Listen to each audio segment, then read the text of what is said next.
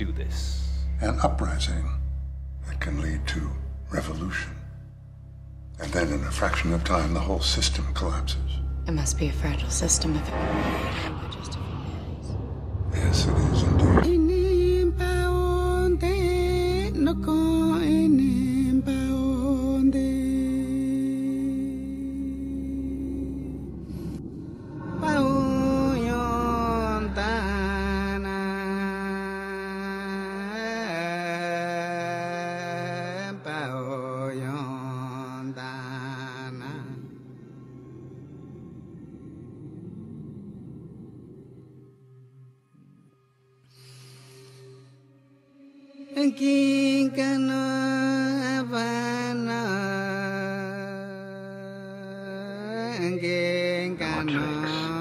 No more lies, only truth.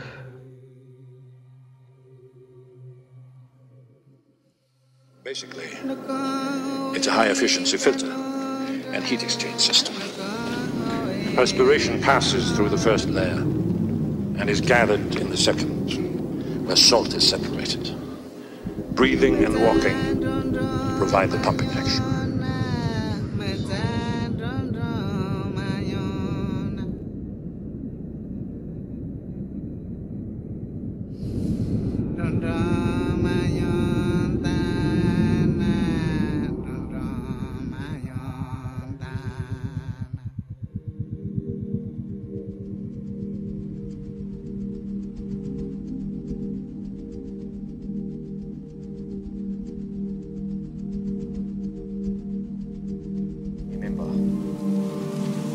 You have to control your emotions, and not to let your emotions control you.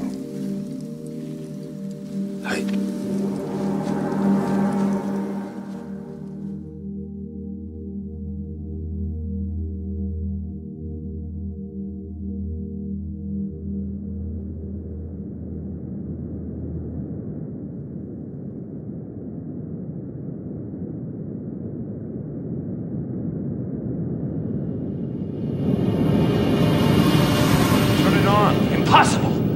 Once the reaction starts, it'll spread to all the tribinium in the planet. Mars will go into global meltdown. That's why the aliens never turned it on.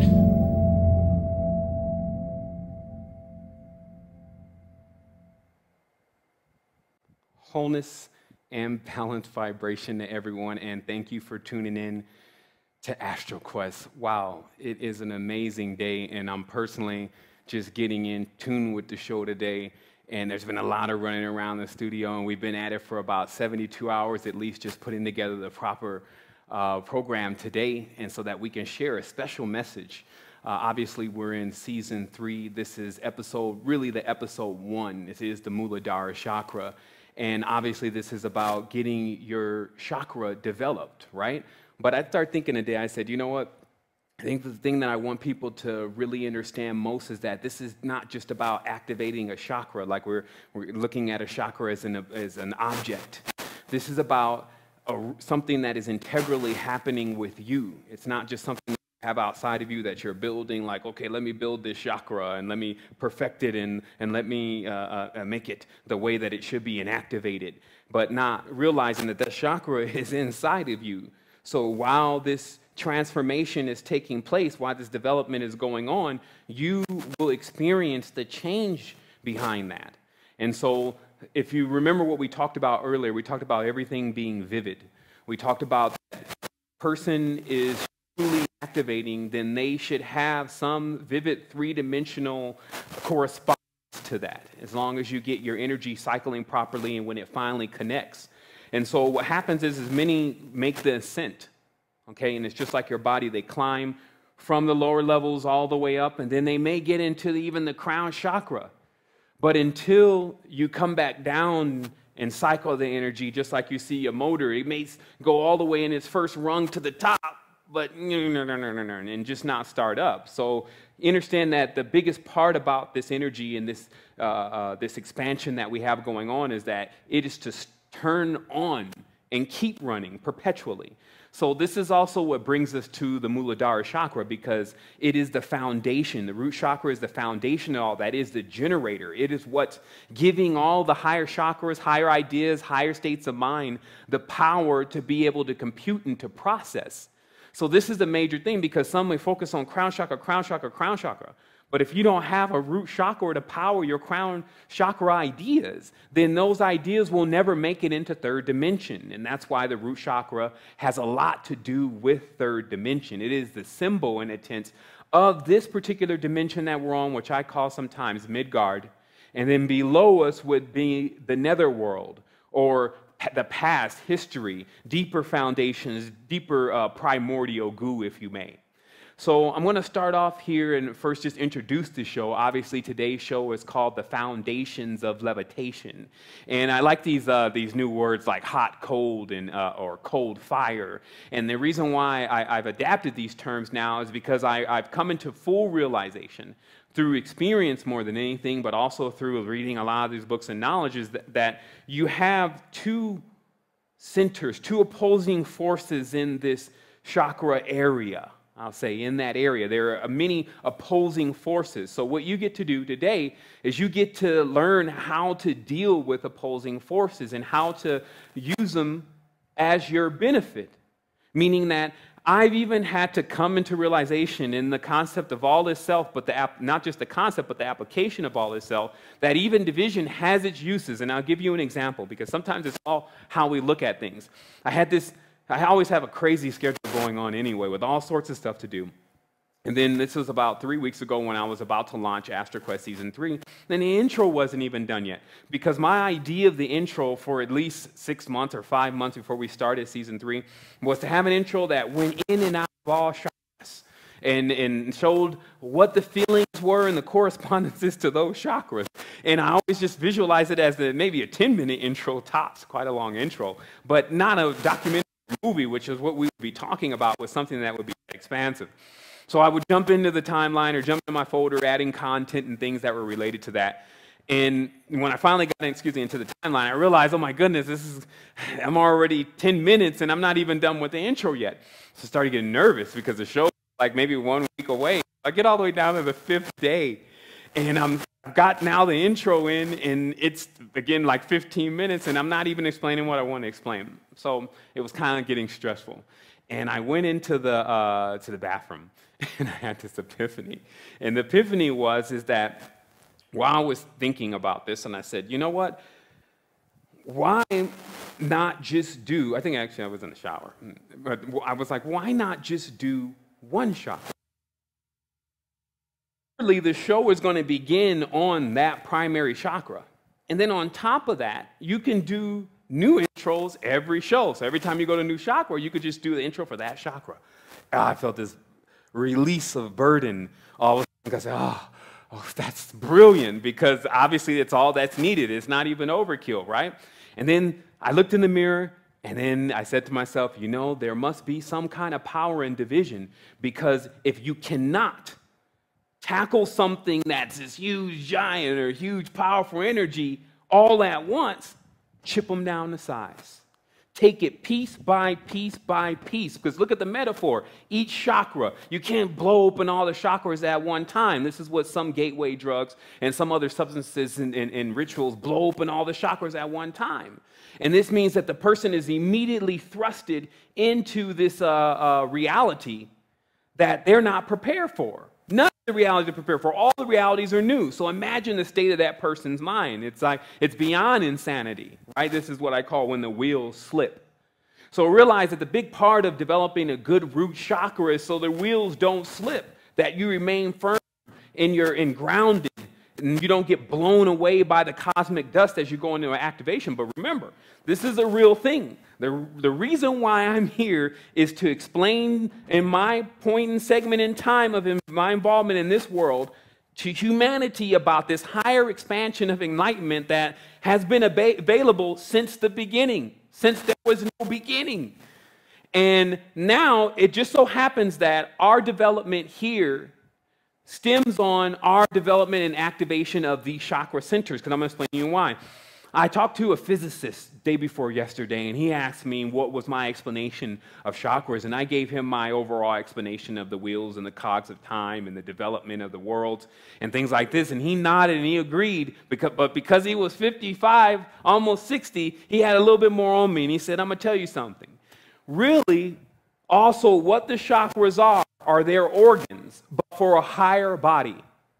And where you actually are is you're in an incubation to develop those organs. Now, you did the same thing before. You were in your mother's womb and you were developing this heart, this kidney, these dense organs you were developing so that way you can come out and do what you think is hear, see, taste, smell, touch. You develop these organs to do that. That's what they correspond to. So these higher organs, or these chakras, if you may, these more etheric organs, their development is to allow you to hear what you think is hearing, taste, smell, touch, and even beyond, as they say, the sixth sense, is attempting to get you to do that in another world that is ethereal once they're fully developed. So this means also that you will not be leaving the matrix. I repeat, you will not be leaving the matrix until you develop the proper organs or etheric correspondences, the chakras, to get out of the matrix. You see, because when you turn on a chakra, that's when you become more aware of that this is not the only thing here. Just like now, there's millions of nanoparticles flying through the air, but I can't see them. If I take an electron microscope, I can see them, but it doesn't mean that they're not here. So how much is here? Limitless. I'm telling you, everything is right here, but you have to gain the ability to access it. So I want to explain to you something about particles. Okay, and the progress of ascension, because many people are taking different substances and supplements, and then some are having massive realities and effects, and others are having none.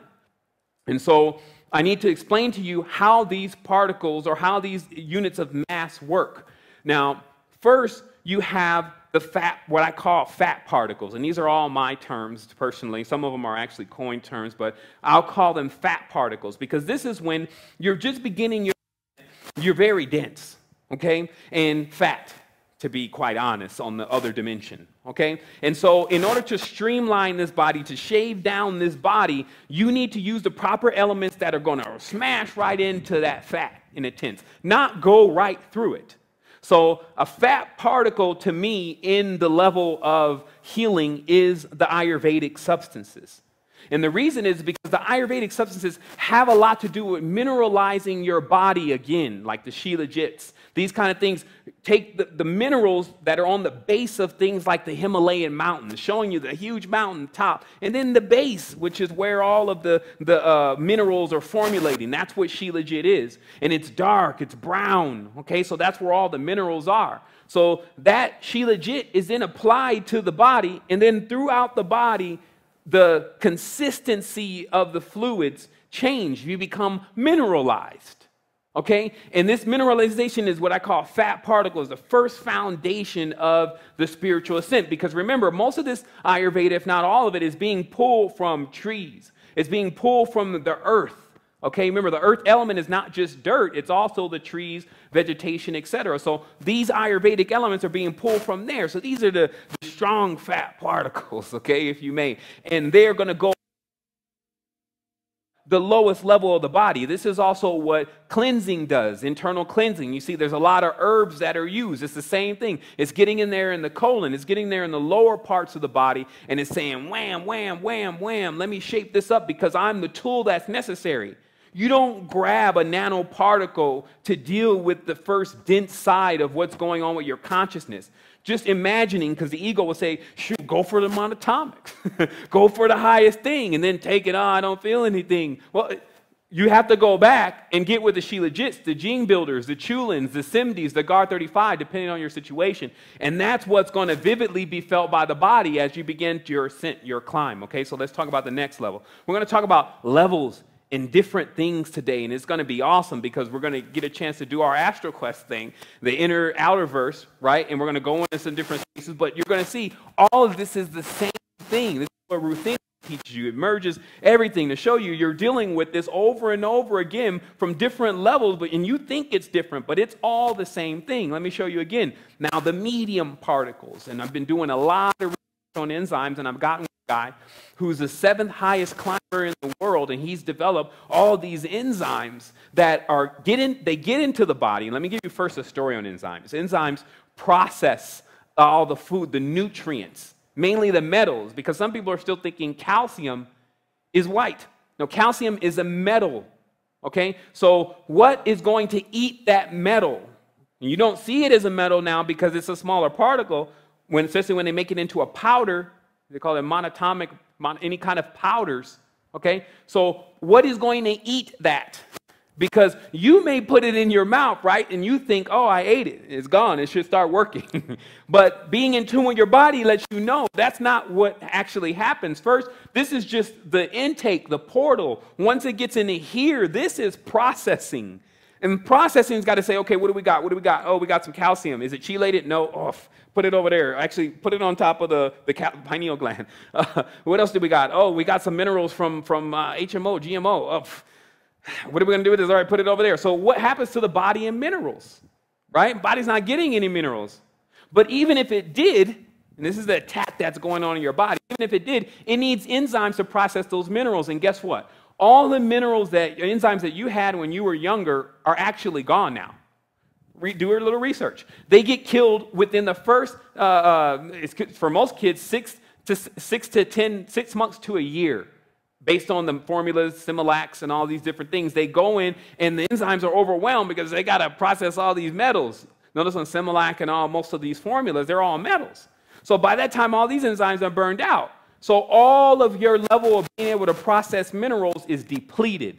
So no activation, because these minerals are the building blocks to the activation. It's just a generator.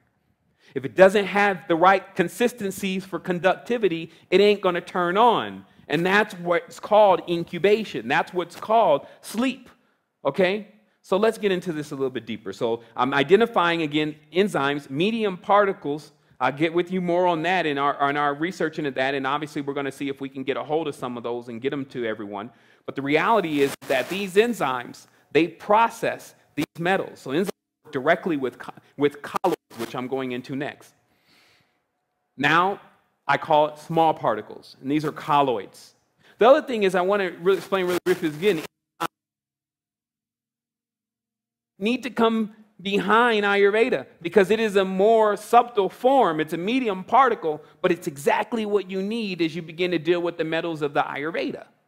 Okay? And then this next stage, and this has to be, as we're going to talk about, this is about a regimen. This is terrain modification. This is not, I'm going to do this on Monday, do this on Tuesday, do this on Wednesday. No, you're going to stretch out this process. Just like this Muladhara chakra may go on for about 3 months. Who knows? It's no rush here.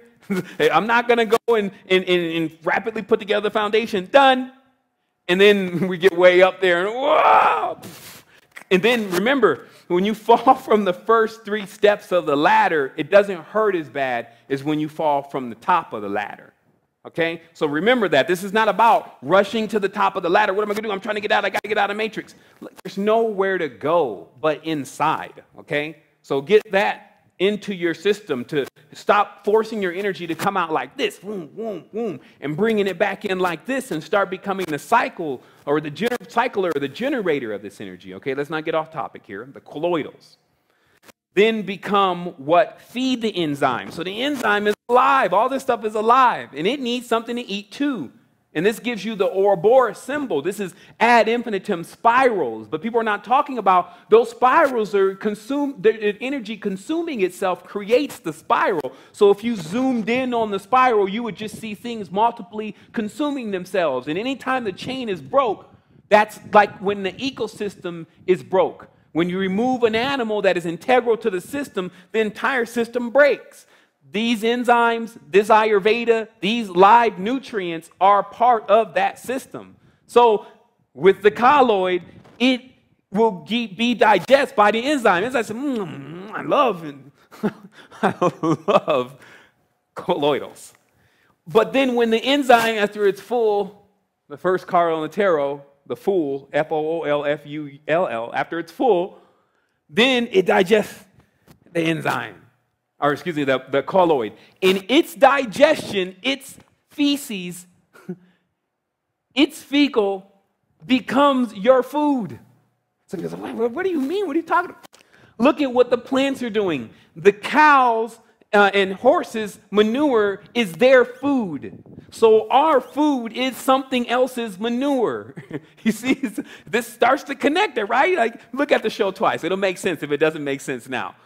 Monatomics, okay? The biggest thing that just came up recently, probably the last 3 or 4 months within my life, has been the massive discovery of monatomics, nanoparticles, and these kind of things, and how they give infinite space to do what is necessary to be done. See, some people, they're always thinking big. That's what it is with the giants and the titans, right? They're always thinking big, thinking mass, and they think there's power in mass until they see the quark, until they see the atom, and then realize that what is inside of this nanoparticle or monatomic space is infinite space for anything to be created and for it to grow with no interference. After all, no one can even see it because it's not in time.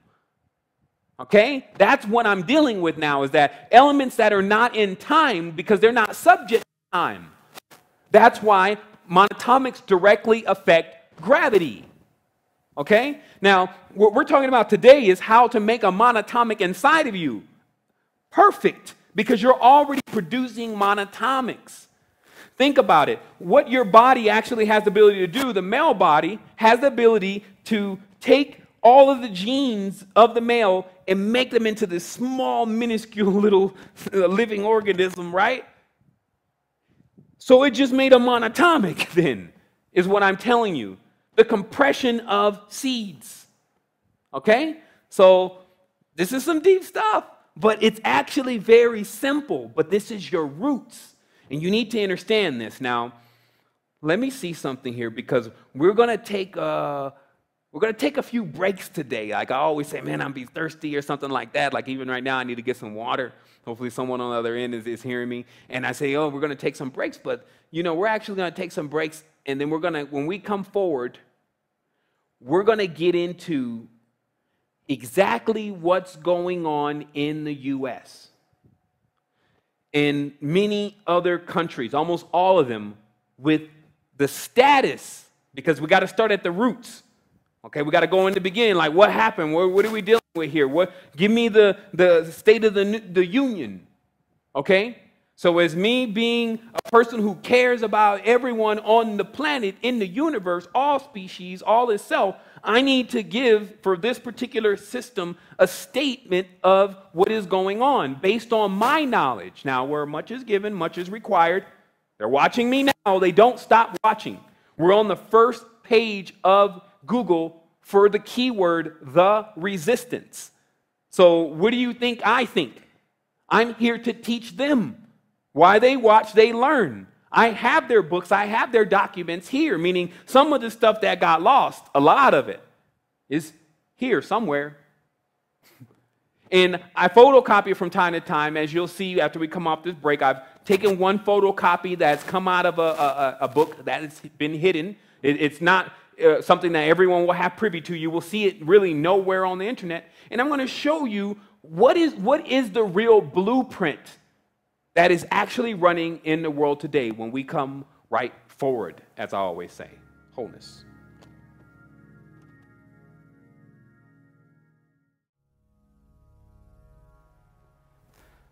All right, so I'm forward again. So I'm going to start off by first a disclaimer, because I feel like, you know, it's not like I'm worried, but I feel like sometimes if we don't understand what we're really dealing with here, then there's this roller coaster we get on with hanging on to every last word, to whether you agree with it or you don't agree with it. And this becomes a problem. It's like the same thing as with learning something. When you're learning something, you have to be so in tune with that you don't know it yet. That's why you're going to go and learn something.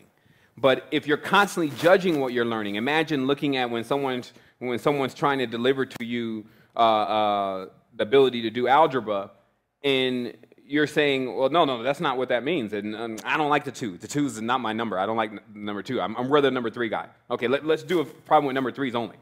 And actually, 3 means M. So I don't, you see, so what happens is that as you're continuously analyzing everything, which is the disease of the mind,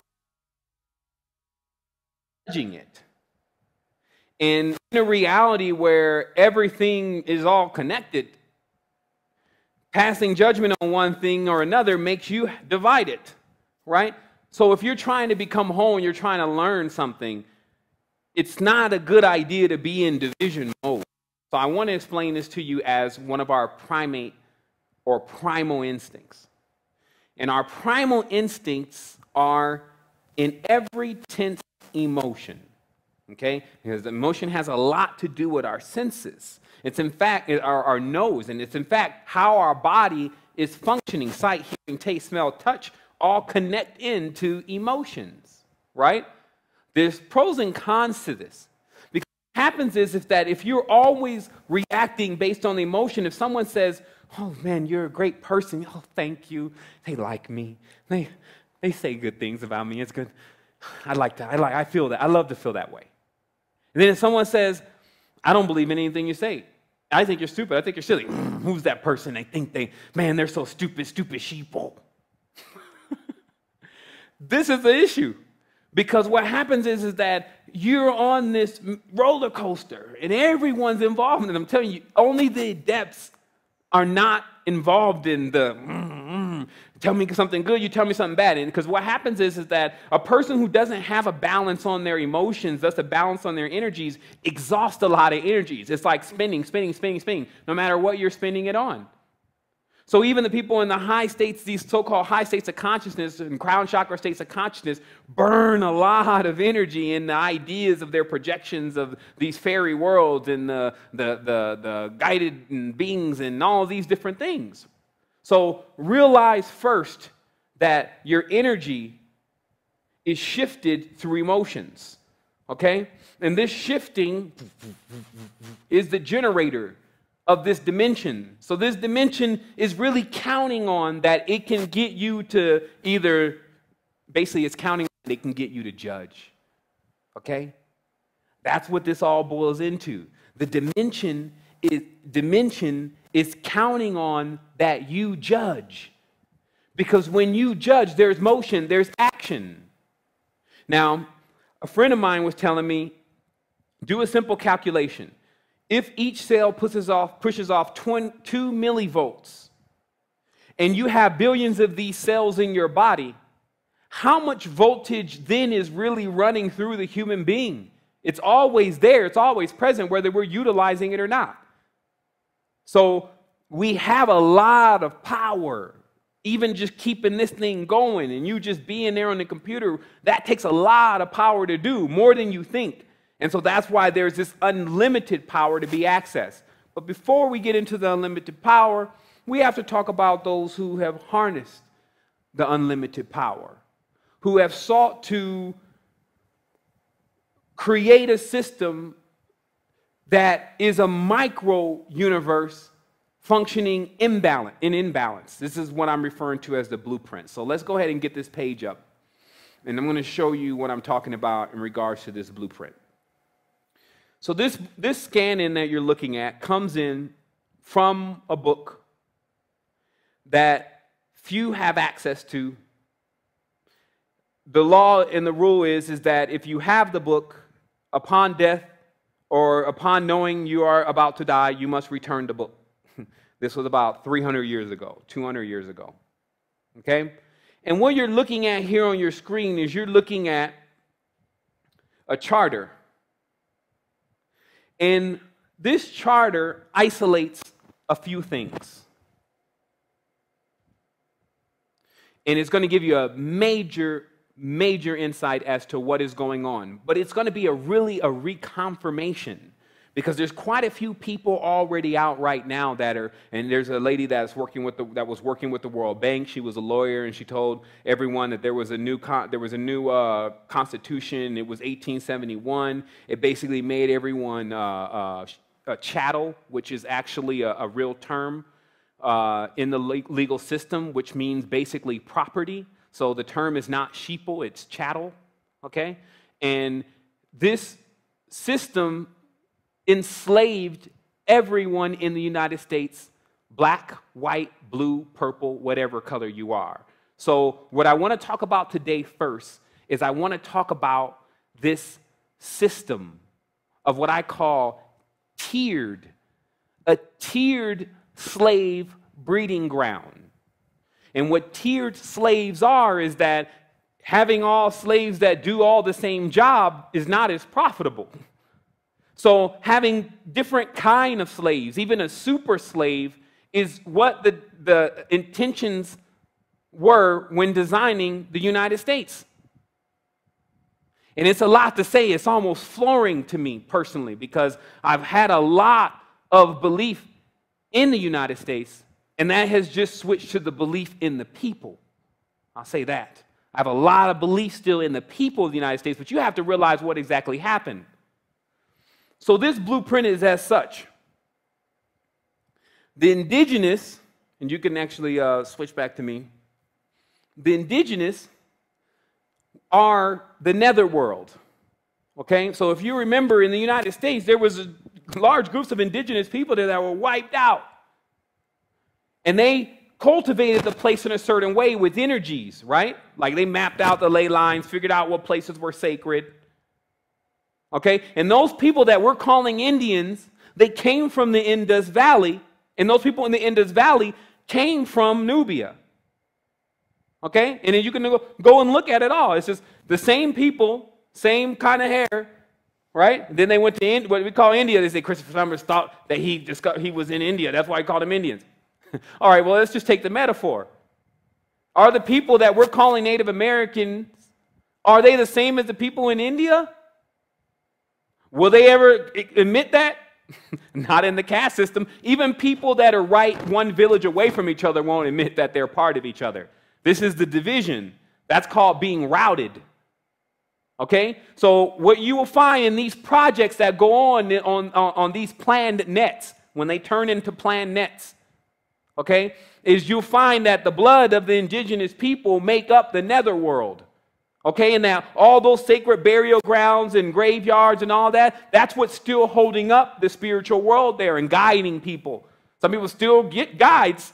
Some people hear things and it tells them and suggests what they should be doing. They migrate to other parts of the land and they build their house there and they stay there.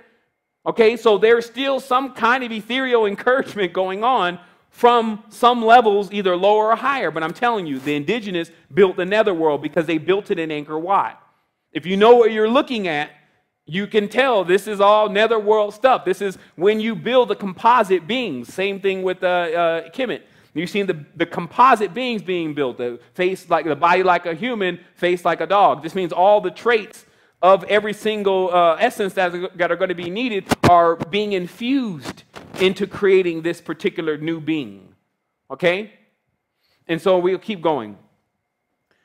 You have then the Africans laying after the foundation. And I'm just talking about what goes on in the U.S., but the reality is this went on in every single country. The more perfected it was, according to this blueprint, the stronger that country is now with guiding itself into the wrong direction, but meaning under control. Okay? So then they come in with the Africans, and the Africans built all of the foundation to everything there. They have the color of the foundation. Okay? All of the grunt work that nobody wants to do. The cotton and all those resources that all these other beings are still using. And let me explain to you, the indigenous they're almost run off the land. They're still there in the netherworld. Most of them have been extinguished. Then the first layer, physical slaves actually working, moving around things and working with the sweat of their backs, etc. Then the next layer, they bring the Poles, the Slavs, and the Italians in as the laborers. Right? They're now on top of the foundation and building on that and building the buildings. And then they bring in the Nords and the Germans as the taskmasters. Okay? But here's something I want to tell you. In the entire perspective of this entire thing, everyone is in the same position, stuck in a matrix.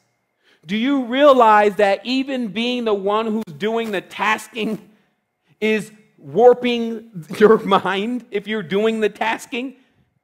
It's actually you're beating. You don't even have a refuge. Like at least the one that you're beating, it's just say, oh, one day we shall overcome, and this is not what I'm accepting. So when I leave here, there's a better place. But the one who has been programmed, that they call a superhuman, meaning a super slave, excuse me, Ubermensch. This is the word Ubermensch, super slave. That one doing the tasking is getting warped by the task, okay? Because everyone's in the matrix, in the same position. And that's why I said you have to be able to do a micro-macro approach, because if you're in there, you'll be like, well, the Germans, they had it better. And then you go over here to the Slavs, they had it better. And the Poles are like, it was the Serbs. The Serbs had it better. They're always over. The Chinese are like, yeah, all of you. You see, so this keeps up. This is the system. This is the blueprint. They love that. Each one thinking that they're greater than the other, but still. And then you got the people, I call them the superhumans, or as a super slave, right? So there's a superhuman, which means you've achieved greater potential of the entire chakra center and structure, and you're fully activated. And then there's Ubermensch, meaning that you've basically been educated by a false system, and you know how to do technology, and you know how to do all that kind of stuff, okay? And then that is your career, okay? Notice how you got these people, what do I have it written down here? Oh, my career, my career, my career. Super jobs, right? They got super jobs. They're working in this huge-ass factory with this Hadron Collider. You see, you get the play, you're still working for something else. And that's why I always say that on the top is this unseen being, meaning it is an energy that anytime you get involved with these kind of predatory systems and you get into the cogs of it and start doing it too, then you become subject to it. You can't get out of it. You can't see anything else but it. So now, today the keys are released to get you to see something else of what's going on. It's happening to all of us. And until we come together, it will not end. So as an ender, this is Ender's game, I'm going to put it all together, put us all together, be a bridge, okay? Bridge means people walk across you. You don't know what he's talking about. I know higher, I know more. And then they get all the way up there. And basically what they've done is they just used you as a step in the ladder to get up higher. And all I'm saying is, go, go. I'll be behind you in just a minute. And then I'm coming back down again, and I'm going to go back up. And then what's going to happen, though, remember, quarter horse runs fast, but it doesn't run strong. And that's why I say steady as she goes. Because as I come down the cycle again, I'm in no rush to climb the ladder. I'm going to push up a lot of people as I'm going up the ladder again. But this time I'm starting with the netherworld, right? And the interesting part is that the netherworld of your world, to most people, is the higher world. And let me explain this to you. And we're talking about then, again, negative netherworld, okay? Your stars, your actors, and I won't even say they're yours in respect for a lot of the people that are on this line, but the ones who have alienated themselves into another state of consciousness, mainly closed, okay, and unbalanced, they are perceived as the higher people in this world, the Nas, the Jay-Z's, the presidents, and the Obamas, and the Queen, and all these kind of people, right?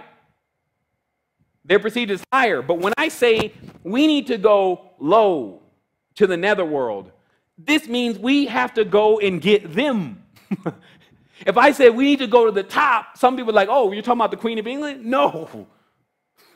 When I say we need to go to the netherworld, that's when we're going to go get the Queen of England and Anna, who's still in the netherworld trapped with her son, Damuz. You see what I mean? That's what we're going to do. So because those are the anchors, those are the eidolons, those are the states of consciousness that when they move, when they shake, that's the term of the Arabian, the most powerful of the Arabians, the shake.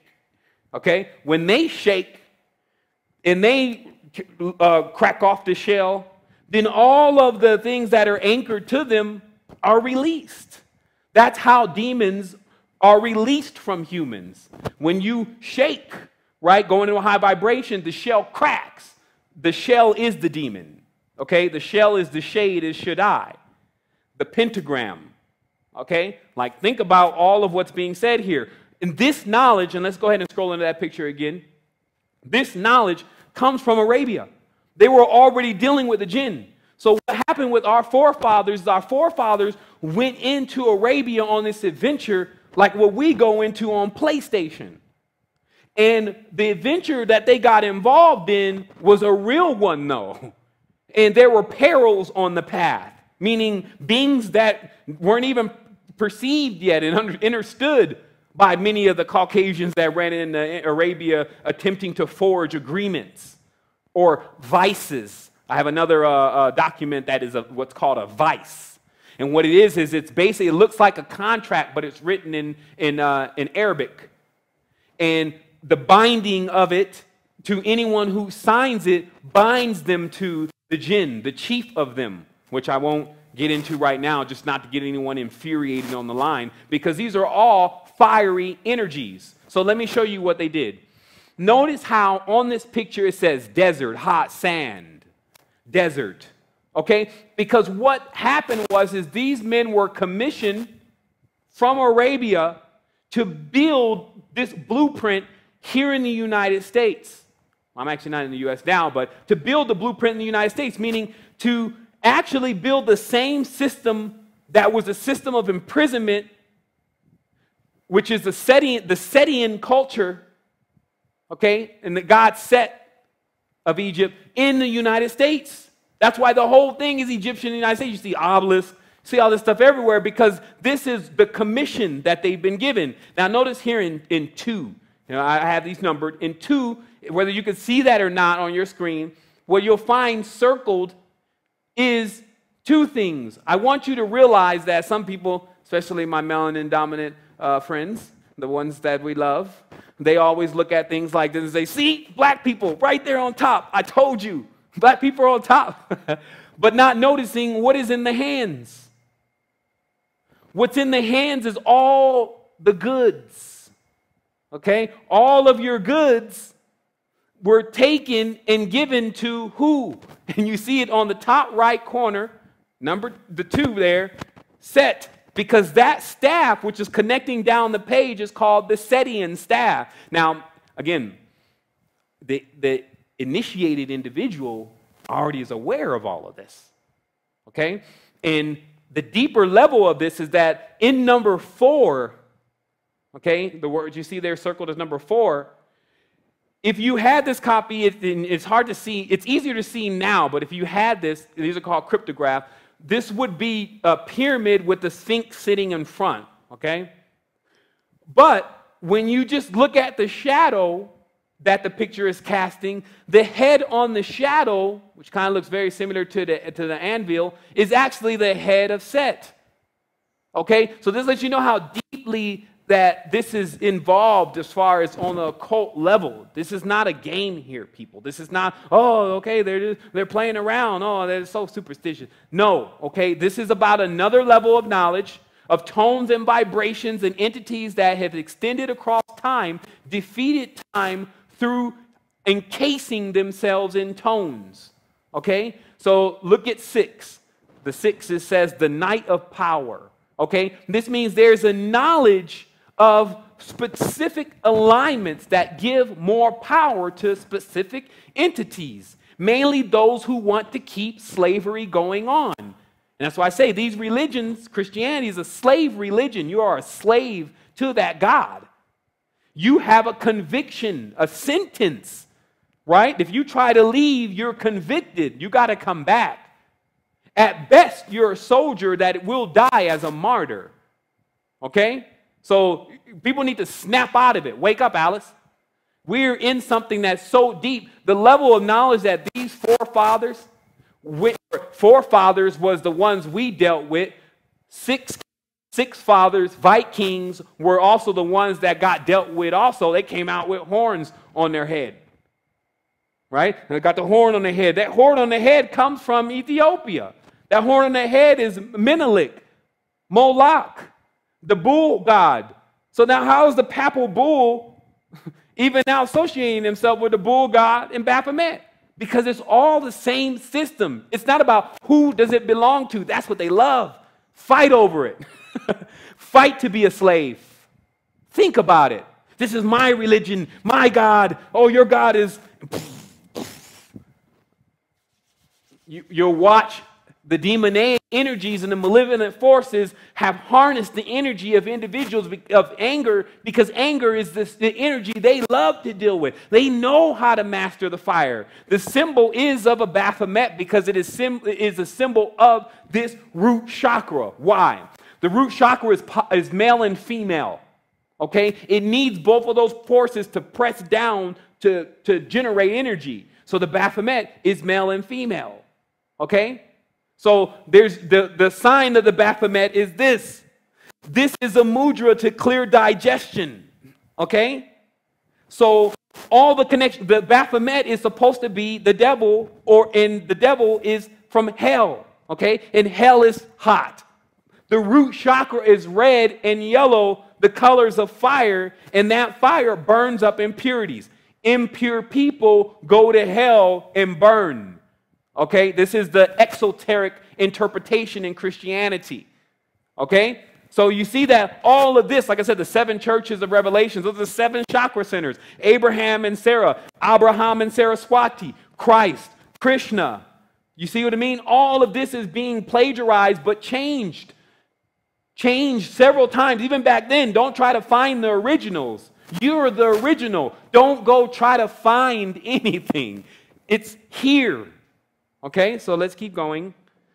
Last but not least here, understand the layouts of these kind of routes, like old school caravan, new school ley line, okay? And these routes show from the Golden Gate. I always knew there was something about that Golden Gate Bridge, straight into the temple, and I believe that's in Indiana, right? But think about it. If it's Indiana, Indians, India, what's going on? Do your own math in your own head. Inward division. What is inward division? It's all there. It's in the etymology because the word is not even what we call an English word. Okay? Making sure my sound is on here. So, obviously, let me say I got a few more things to say about this image, and let me just make sure I cover everything because, again, we have no rush. Okay, so this is what I want to talk about. And this has something to do with your roots again. I already explained to you before, and you can shift the camera back to me, and we're just getting things tightened down here. I already explained to you before about what I'm just calling code name Akhenaten. This is that whole idea of mono, meaning there's only one, monotheism, in that there's no other gods, meaning there's no other humans, basically. Everyone else is on the low level, and this is the author of confusion, okay? Because once that starts, once this whole chosen thing starts, that means there's some that are not chosen. And then this opens up the tiers and the caste systems and all of this stuff that creates a lot of stress, trauma for these kind of organisms that we're in, okay? So the next stage of consciousness for us is to also understand how our genetics, because now we're all connected, I'm speaking from that perspective, all of us connected now, how our genetics have been run down, okay? And it has been done in succession. This is not something new. There's nothing new under these suns. Okay, this is about mind controlling and wearing down the entity until the point where they submit, bow down at least 5 times, 10 times a day. Who knows?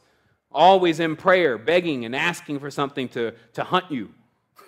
Like this is the debasement, okay, or the basement.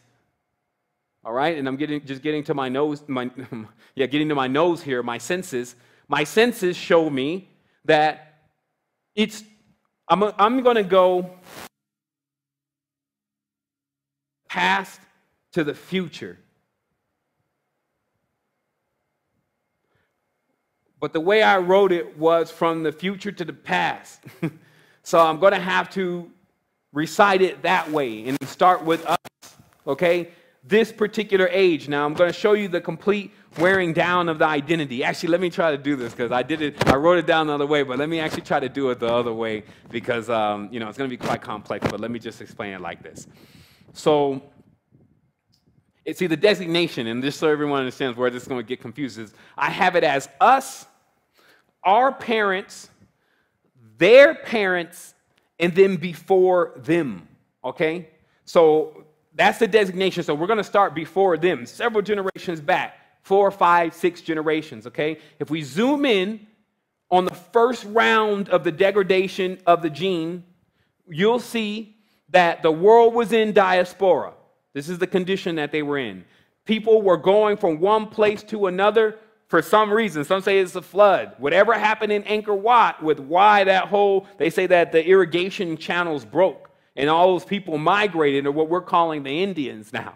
Okay, so somewhere around that period, there was great upheavals, a world diaspora. There were some capitalizers also, though, meaning those who were in the higher reaches, the Alps, and these different higher mountain ranges, They didn't have these kind of lower land problems. Okay, so these lower land people also suffered great invasions. Okay, where they were bought in and put under slavery and made and tasked to work for some oligarch, monarch, king, emperor, chief. Okay, so this is the feudal systems. Okay, and this is also even, I call it from the point of the Sumerian times. You know, the Sumerians, it says in their book, the first place they went was Punt, which is Nubia. The moment they come from the higher lands, they go into the lower lands in order to get their slaves and start civilizing and all these kind of things, okay? Let me show you something here, and this is what people are not realizing. Even in Costa Rica, the Mount Chiripo, which is the highest mountain range here, has seashells on top of it. So this means that this whole area was underwater not too long ago, okay, considering time. And so as we go back these thousands of years, you find that there's been a shifting to where everyone is. But there are many things that live here that know the places that don't get submerged or droughts or these kind of things. Okay? And they navigate to those places. Many people know those places are in the center of the earth or very high mountain ranges, such as Tibetans. They live in those areas because those are the last areas to experience any of the issues with any kind of acts of God, as they call them. Okay? So let's go then to see that our 4 or 5 generations ago, everyone was under already the yoke. Okay? So lots of beating, lots of torturing, lots of debasement. First sets of genes. Now, their kids, okay? Their kids then dealt with slavery and mental abuse, meaning the capturing few survived, but their children became the slaves. So now they've been dealing with slaves, abuse from the slaves' masters, alcohol abuse was rampant. That was like the drug of the time, okay? Alcohol. You know, indigenous, look at the Indian tribes in the United States especially. What is the #1 addiction that people from the Indus Valley and people from Nubia have? Alcohol, fermented rye, okay? Generally the plants that were most sacred to them as being connected from an indigenous level, okay? So these fermented drinks became their downfall. Now the genes go down even further, okay? So this is alcohol abuse rampant amongst Native Americans and European Americans. Debasing of all pride and a thorough erasing of all cultural insight, okay? This is to the black man and to the white man alike, and all spectrums in between. Because if you notice, even if you go into the books, if a Caucasian male goes into the books, he's told that his whole story and everything lies within another race. That's not true. These people have their origins too. Their origin is being erased. Same thing with us. When we go into our history, they're now trying to rewrite our history and say our history is in the hands of that man. And that's not true. Our history is where it still is. So the reality here is that all races are under attack by other races' cultures and religions, etc. So we keep going. One more level up. Our parents, we'll call it. War, either they were dealing with war or pacifism. You had these movements coming through, ultra-pacifying everyone, these hippie movements, things like that, putting everyone on all the drugs, further tampering with the DNA. While some were being aggressively enhanced to be more warlike. So you have peaceful people and very warlike people.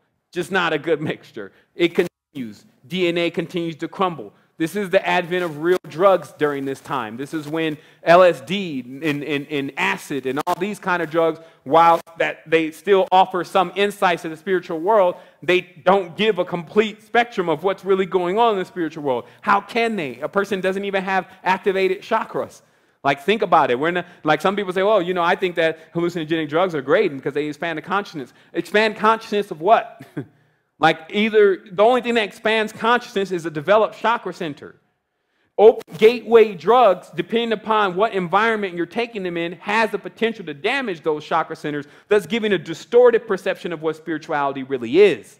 So when you pour New Age movement on top of it and pacifism, what you get is an entire ethereal kingdom of ascended masters that are just archon and eidolons. They don't even really exist. And all these people out in fairy world that could be doing something vividly about what's going on in reality with activating their kundalini, grounding that crown chakra energy, and then allowing the seeds of what they've gained, gleaning off of these higher truths, to be spread into the atmosphere of the individuals that need it. So we go on to us. Complete loss of identity. Meaning now all this history and all this kind of stuff even starts boring people out. I'll give to it. Yeah, I already know my history. No, you don't. You don't know your history as a powerful spiritual being, because there's no such thing as a history of that. Like, it extends into spaces with no time. So if you haven't got into that yet, then you should listen closer, because this is what's going to tell you how to actually get into it. Get into yourself.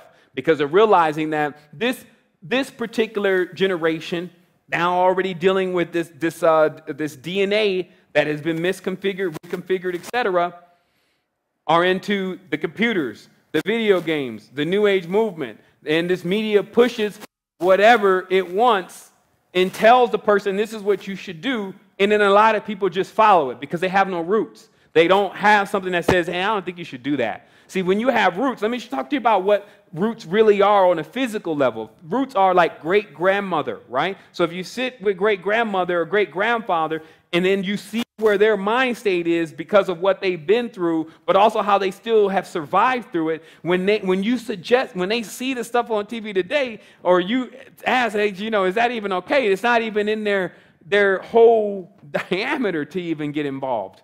Okay? And this is because they are rooted and solid within what they believe in. We just still know that they are believing now and also things, they clinging to this religious God and all this stuff. So this doesn't make them necessarily the authority, but you can learn from every generation the pros and cons and the perfection of our cycles. You see what I mean? How we can clean this DNA back up, bring everything back together and enlighten the species. This is how it has to be done, but you got to go to the roots. And this is what we're talking about with the Muladhara chakra today and the root chakra. You got to know where you came from. You got to know where at least the last 6 generations have been through turmoil. It's been Armageddon for them. Armageddon already started.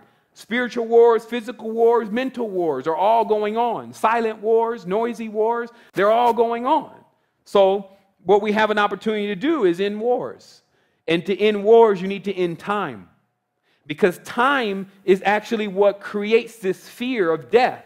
So anytime fear is present, then there's going to be a war. There's going to be a war for the resources, over who has what. People are going to, the more population increases, without there really being an insight to the spiritual world, the exit basically, the realm that you can go to that has tons of space, then the organism only gets more stressed, right? And then it gets under pressure the more the population increases. This is why, and for those that are listening of malevolent or benevolent persuasion, realize if you're here, all of us are going to deal with this situation and are dealing with it right now. The more things grow, if there's not knowledge of another world and how to get into it, mainly into it, okay, then all of this whole idea of what reality is, whether you're benefiting or not benefiting, is going to change itself so drastically it will be unfathomable. You see what I mean? That's why this level and potency of information is actually coming out, because the alternative to what can occur cannot even be thought of right now. We have to open the valve, because what you're dealing with is you're dealing with a womb then, okay, and it's ready to give birth. Now there needs to be another place for it to go. This is very simple. Like if the baby is almost about to come out, it doesn't matter if you're sleeping in an alley for the baby to come out. This is a real thing. Root chakra is about dealing with reality, not letting emotions, I don't want to hear about that. That's emotional. Listen to what's going on. The world needs to birth. There's no other worlds created. Why? Because the the reality, and we talked about this very difficult concept to understand. You have to get into physics. You got to get into high stages of consciousness. But the reality shows you is that everyone is here except for one person. And I have a large dissertation and conversation to explain this. But what it talks about is it talks about basically how these multiple worlds are created, these holograms. They're created with some initial being, the one, quote unquote, thinking about it all. So every time you, in being in the position of the one, think about something. I should go to the store today. I should do this. I should have made this move. I should go there. Every time you have those thoughts, worlds are created based on you making those thoughts. But the only thing those worlds are missing is you. It's deep, but this is the truth. It's missing you because obviously you just thought about it. You didn't fulfill it, but it's still there running. And then in those worlds, which are constantly inhabited, there's things always looking to inhabit worlds, okay? In those worlds, everyone is in there like everything is here except for God. Are we living in one of those worlds? In our consciousness. But think about it, in the external world, it's already going on. Everyone here pretty much doesn't believe that there is a God. They're playing with it. There's about 95% of the people don't believe there's really a God, even if they are religious, because they never seen really this God. And it doesn't sit and talk to them all day. It's not vivid enough for them, okay? So we need to gain bearing on what exactly is happening here. God is missing. So the supreme being, that's my perfected term because God is still Goth, the Germanic God, Gud. The supreme being is missing. Who's the supreme being? Who's the supreme being? You see? See, a slave won't accept that it's the supreme being. That's why the system uses slavery. It's not just, oh, let's make money, let's make money. They create money. What would be the purpose in that? It's to create a slave. A slave is a specific kind of energy that won't accept that it is the energy. Okay? Even though it's doing everything. Slaves that build everything. But supposed to be the lowest. That doesn't even make any sense. Surely the one who builds is the highest. So understand these dogmatic structures, even masonry, especially masonry, they say you're a builder. You're a slave. To free, doing it for nothing. Pharaoh is free. Doing it for nothing means that the energy is not cycling. Like there'll be people still here today. They get off the phone. They have tons of resources, but they won't give to this network or to any other network, really. They won't give anything that's actually going to really take a dent in what they actually have. They'll actually only give what is comfortable for them to give, even though they can distribute the goods themselves. Meaning that a lot of people say, well, I don't want to give my money to somebody and, they don't do anything. I don't want to, that's why I'm not giving my money away. You can go do it yourself then. Go take the money and go do something. It ain't that kind of party. See, we're playing games in our minds, and as long as the games go on, then the matrix will play. As long as the chakras don't develop, then the person will be in the matrix. So let's keep going here. We're going to actually get ready to take a break, but not exactly right now. Let me just make sure I finished off. We got about 30 more minutes left, and I'm going to go through the manual that I've actually sent because I've explained a lot of things today. And then now, when I add this last layer to it, it all should really make sense with the manual, why I'm listing certain things, why certain things are your allies, why they're that color, so you can intuitively find these kind of objects that you can resonate with. Because remember, all this is a mirror. This is not a genie in the bottle effect. You grab a jasper crystal that's dark, deep red because the energy that it is carrying corresponds to the dark, deep red chakra because it is a mirror of that chakra. Right? So there's no worship here. Let me do some water worship. Oh, water.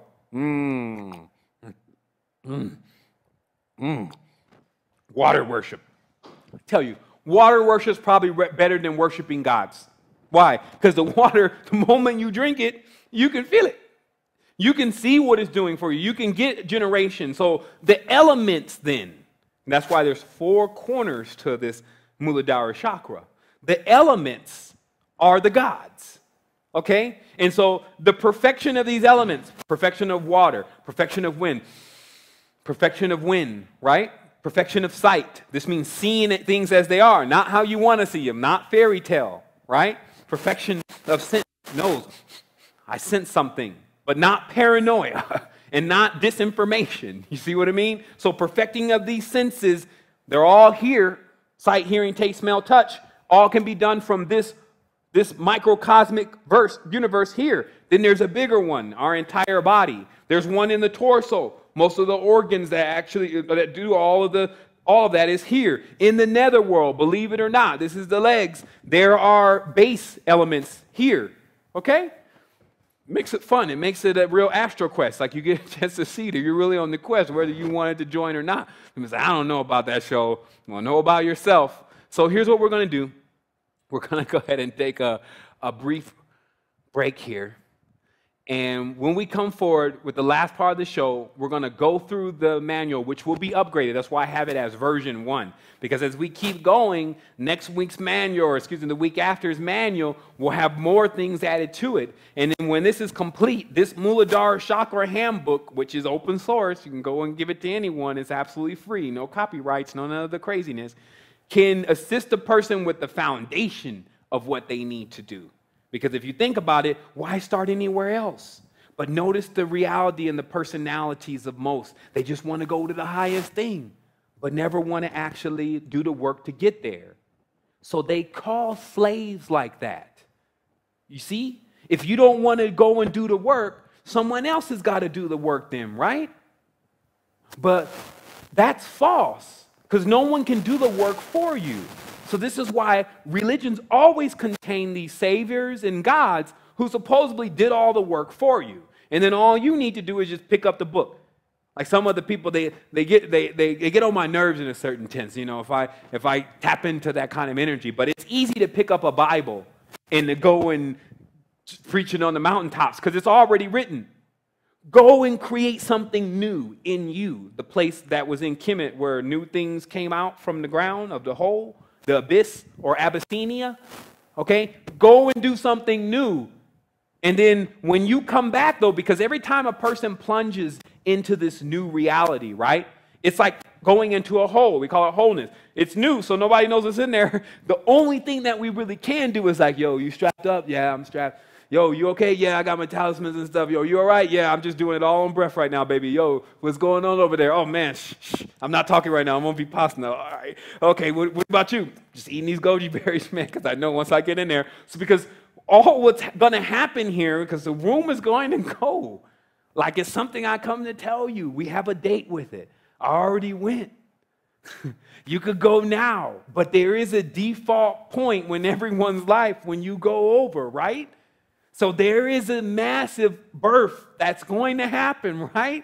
So only thing that I'm here doing is preparing you for that birth. I'm not trying to introduce you to anything that is offline and not in part of this, etc. Like I'm just doing my duty. Because the reality is that also, there's a saying that says, I'd rather reign in hell than serve in heaven or something like this. It's an old Faustian term. But what it's meant by this is that the higher states of consciousness are always in service to the lower worlds.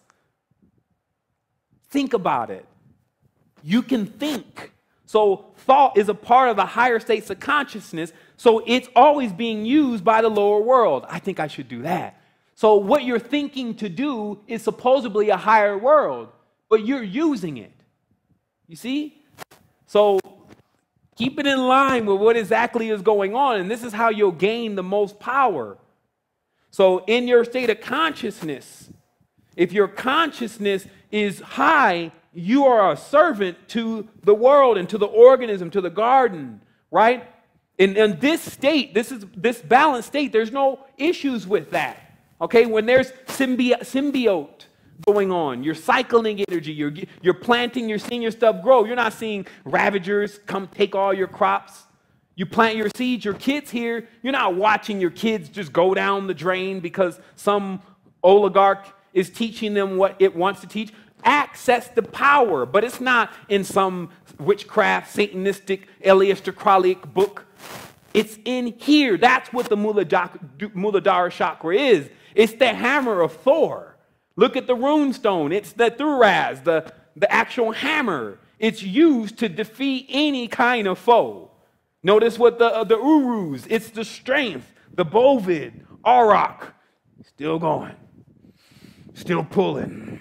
It's just it's nothing. I'm John Henrying through this, right? That's what we were. And that's why if you watch the DNA, because the DNA is the will, it's your WHEEL, WILL, this whole spiraling motion is the will, right? So if you don't have the will, you don't want to do it. So that's why all the stuff that I don't feel like fasting, I don't feel like cleansing, I don't feel like buying these supplements, I don't feel like doing this, I don't feel like doing that, it's because the will is broke.